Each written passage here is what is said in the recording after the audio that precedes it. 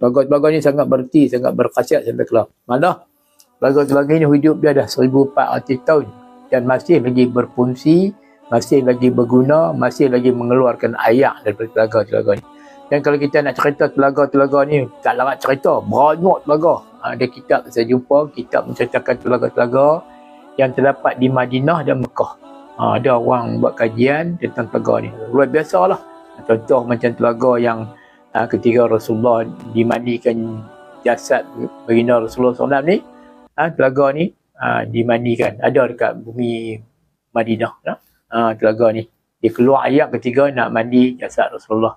Selepas tu air dia tak ada. Dan Ustaz dengar Allah ni telaga tu dah ada air tu balik. Apa tanda dia? Tentulah ada tanda dia. Dia lepas Rasulullah dimandi Rasulullah tu air tu terus tak ada. Air tak ada. Tapi dah ni dah mula air tu dah ada dah.